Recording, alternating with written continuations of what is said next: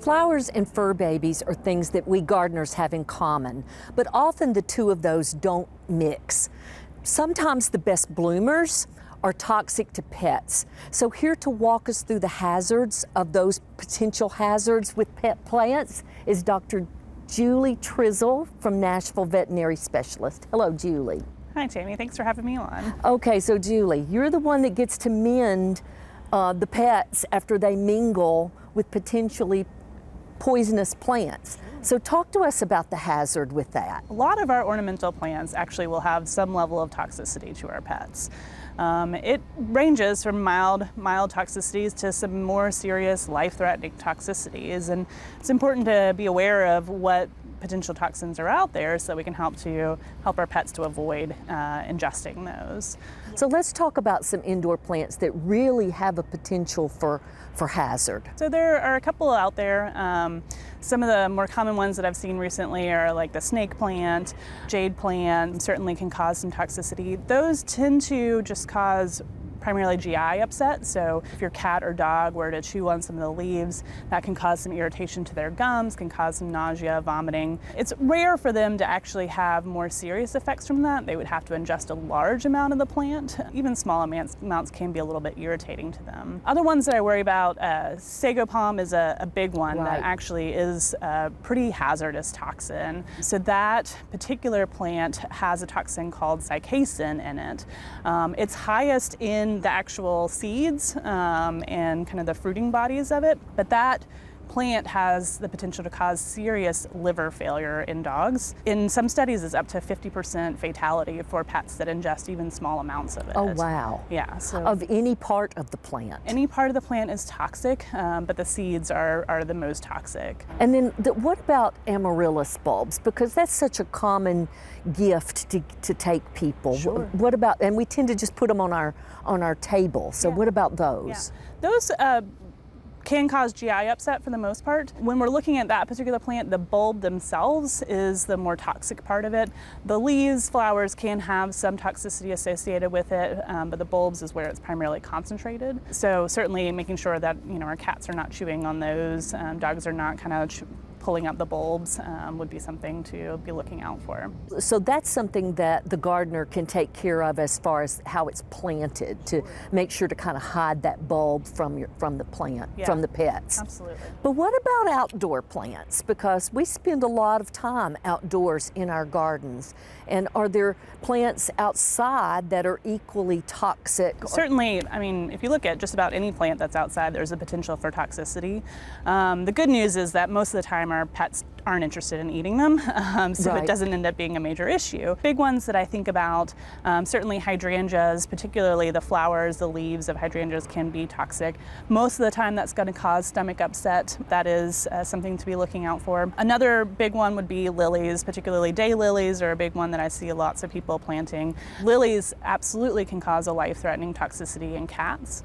We don't actually know what the toxic principle is in lilies, but all parts of the lily are toxic to cats, and it can be as simple as just having a little bit of pollen on their fur and then licking it off their fur that can cause toxicity. Oh, really? So the whole lily family is a problem? So it's going to be your true lilies and day lilies. So calla lilies are okay, peace lilies are okay, but true lilies and day lilies will cause renal failure in cats. Wow. So lily of the valley, that is very popular. So lily of the valley is a little bit different because it doesn't cause renal toxicity, but it can actually cause cardiac toxicity. So it can cause severe cardiac arrhythmias that can be life-threatening as well. So any type of lily ingestion I think warrants immediate attention by a veterinarian. And what about Lenten rose? That's another one that's very common in landscapes. Is that another possible problem? It is. It's one of those that can cause more GI upset, so stomach nausea, vomiting, diarrhea. Ingested in large quantities, it can cause some more life-threatening toxicities, but the good news is that one doesn't taste very good. So most of the time, once they start eating it, they realize that was a poor mistake and decide to stop. It just causes kind of more stomach upset in that instant. So Julie, what can we do as gardeners to kind of protect our plants? Because obviously we don't want to completely change our landscape. So I think that fencing around, particularly hazardous plants, would be useful just to keep our pets away from them as much as possibly physically. For example, like hydrangeas with the blooms being very poisonous, if they fall off, making sure that you remove that extra material so that it's not out on the ground readily available for them. I personally, if I was a dog owner, I would not keep sago palm around. It's that toxic. And if I'm a cat owner, probably a similar thing. I would not keep lilies around. Got it. One of the things we can do then probably is you recommend the ASPCA website. Yeah, so the ASPCA has a really good website with a lot of information on toxic plants. They also have a pet poison hotline, so if you're concerned that your pet got into a toxic plant, they can talk to you about what to expect and when to seek veterinary care as well. Got it. So, and that website is aspca.org. So that's definitely a good place to start. And not only do they have a list of toxic plants, but they also list the ones that are not toxic at all, which I think is also helpful. Yes, it's always good to know which ones are safe to put out there. Exactly. If you're not around your pet and they've come in from outside, and are there symptoms that they may start showing that are indicators that perhaps they nibbled on a plant that they shouldn't have? What do we need to look for as pet owners? Some of the big things that you may see is hypersalivation, drooling. The other thing is like pawing at their mouth. Many of these plants can actually be painful to their mouth, so they'll paw at it because of the pain.